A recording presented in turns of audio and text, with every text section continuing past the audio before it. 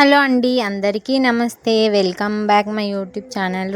రుచికరమైన పుంటికూర gravy chicken వండుతున్నా. నేను ఎప్పుడు అసలు ట్రై చేయలే కట్టెల పొయ్యి మీద. అయితే అసలు అప్పట్లో అయితే ఎలా ట్రై చేశారో ఏమో, గ్యాస్ లేకుండా. అయితే అసలు గ్రేట్ వాళ్ళు. నేనైతే కొంచెం కొంచెం పొగకి అసలు తట్టుకోలేకపోయినా.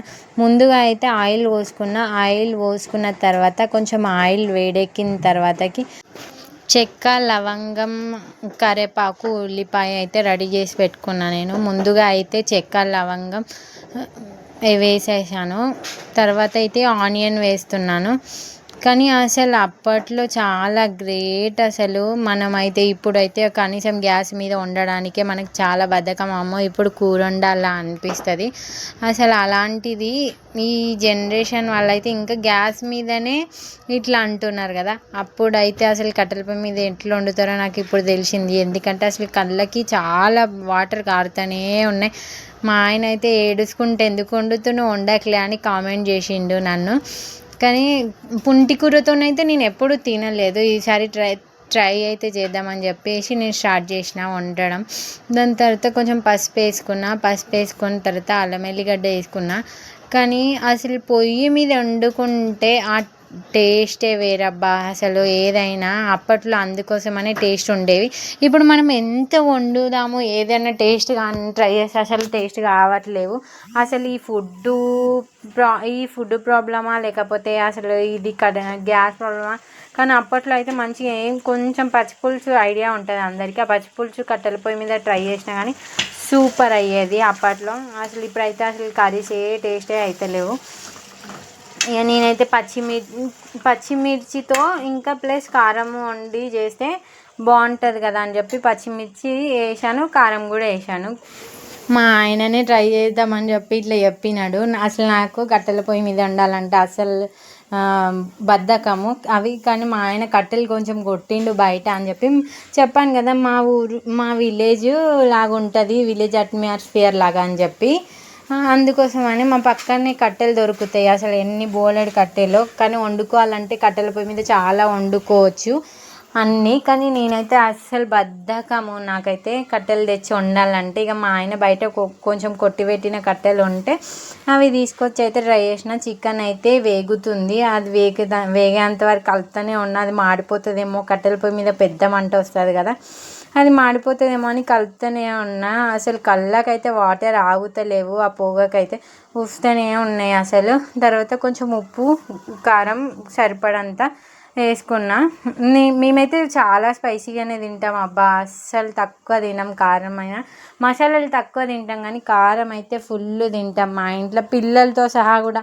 మా చోటుగాడైతే కొంచెం అన్నం పెడితేనైనా తినడేమో, కానీ ముక్క కారం ఉన్నా సరే తినేస్తూనే ఉంటాడు. అంత స్పైసీ మాకు అలవాటు అయిపోయింది అలా. కొందరిగా స్పైసీ తినలేరు. నేనైతే ఫుల్ స్పైసీ తింటాను. నాకు ఫుల్ స్పైసీయే ఇష్టం ఎక్కువ. చికెన్ అంటే మనం ఇప్పుడు నాన్ వెజ్లో స్పైసీ తింటేనే బాగుంటుంది. అది చప్పగా తింటే అంత నీచు వాసన వస్తుంది కదా. అందుకోసమని నేను కారం అయితే ఎక్కువనే వేసుకుంటా. చెప్పాను కదా, పచ్చిమిర్చి వేసాను ప్లస్ కారం పొడి కూడా వేసాను.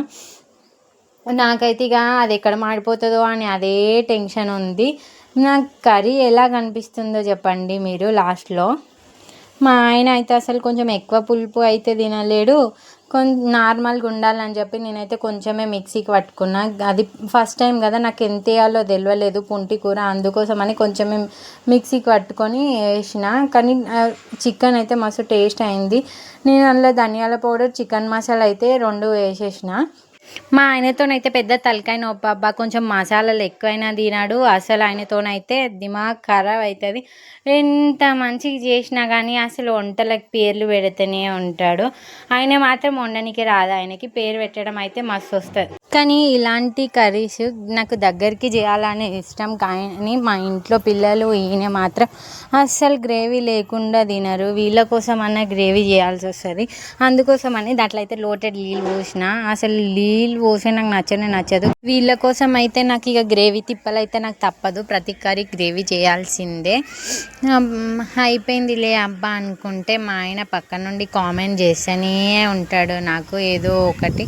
సరేలే అని నేను వండేసిన మొత్తం మీద అయితే. కానీ కట్టెలు అయితే మస్తు ఉంటాయి అబ్బా, ఏదంటే అది వండుకోవచ్చు. కానీ నేనే తీసుకురాను.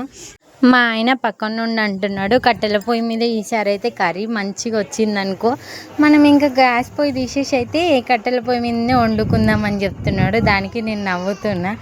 ఆయన పక్క నుండి ఏదో ఒకటి కామెంట్ చేస్తూనే ఉన్నాడు వీడియో మొత్తంలో. నా వీడియో ఫస్ట్ టైం చూసిన వాళ్ళైతే సబ్స్క్రైబ్ చేయండి అబ్బా, సబ్స్క్రైబ్ చేయడం మర్చిపోకండి. నా వీడియోకి లైక్ చేయండి, షేర్ చేయండి, కామెంట్ మాత్రం కర్రీ ఎలా ఉందో కామెంట్ చేయడం అయితే మర్చిపోకండి. మీరు ఇలా గ్రేవీ కర్రీ ఎంతమందికి ఇష్టమో చెప్పండి. నాకైతే ఫ్రైయే ఇష్టం అండి. అస్సలు ఈ కర్రీ ఎలా అయిందో ఏమో చూడాలి, టేస్ట్ చూసిన తర్వాత చెప్పాలి. నేనైతే ఆకులు గుట్టుకొని మరీ తింటున్నాను. అసలు కర్రీ అయితే సూపర్ అయిపోయింది అబ్బా. అసలు తింటుంటే అయితే నోరీళ్ళు అయితే ఊరు వచ్చేస్తున్నాయి. ఊరిళ్ళు అసలు చెప్పలేము. మా చోటుగాడైతే అది ఒక పీస్ ఆల్రెడీ వాడి నోట్లో పెట్టాను, వాడికి చెవులోకి ఎక్కింది కారం, చెవులు రుద్దుకుంటున్నాడు. సబ్స్క్రైబ్ చేయడం మర్చిపో.